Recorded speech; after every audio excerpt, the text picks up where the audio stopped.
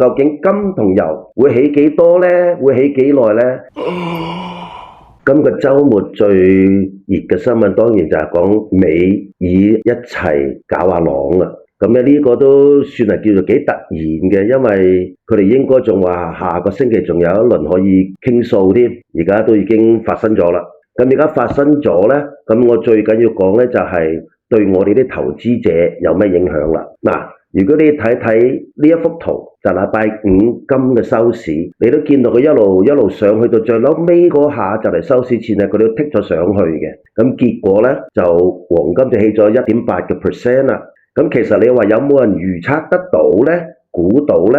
咁就好難講啦。但係個漲幅呢，亦都唔係話特別大，都唔似話真係會發生呢啲事。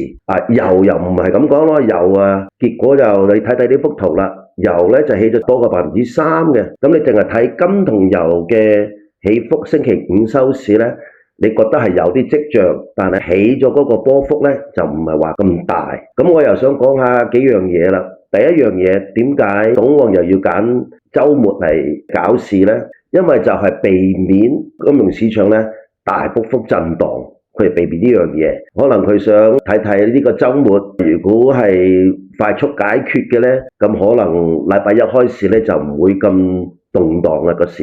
但係以前我都提過㗎啦，阿朗同阿偉係兩回事。搞阿偉嗰時又係週末嘅，10分8分鐘已經搞掂咗啦。咁所以對個市場全無影響。但阿朗係另外一回事嚟嘅。仲有一樣嘢呢，因為阿朗嗰個位置就係嗰個 Strait of Hormuz 嗰度，即係霍爾木茲海峽嗰度。嗱，睇睇呢幅圖，就係最窄嗰個位呢，就係佢哋控制㗎啦。咁控制咩呢？控制啲油船出入啊。所以如果佢一封嗰個海峽嘅話，嗰啲油呢就會起得好緊要，甚至會起到超過$100一桶油㗎啦。咁如果油咁起呢，金咪當然一直會起啦。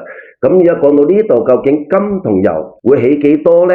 會起幾耐呢？如果佢哋係快手幾日搞完嘅，可能禮拜一開始一上去，跟住即刻落返嚟都唔奇。但係如果啲人預測，或者啲人諗會長過10日8日嘅話呢，或者甚至就係阿朗會封咗個海峽嘅話呢，咁可能就會長遠啲啦。如果而家揸住啲油啊，揸住啲金嘅投資者呢，就係要留意每日啲消息，因為如果佢有消息見到佢哋可能有突然之間啲網俄嘅話呢，佢會落得會好快嘅，所以大家都要小心一下，跟進一下啲新聞消息，關注我投資理財不迷路。大家好，我係詹教授。